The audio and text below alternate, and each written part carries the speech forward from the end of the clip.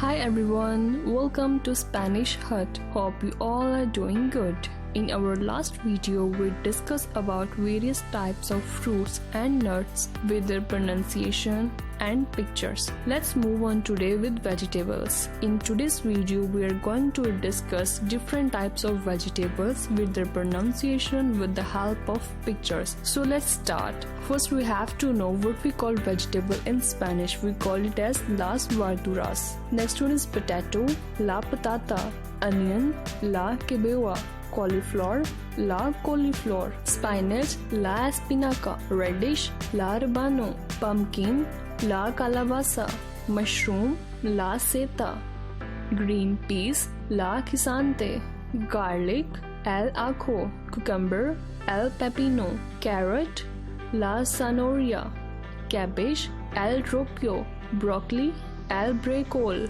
turnip, el nabo, salad, el ensalada, lettuce, la lechuga. So this is all about vegetables in Spanish. Don't forget to comment below with your favorite vegetable from this video, and don't forget to subscribe Spanish Hut. Thank you.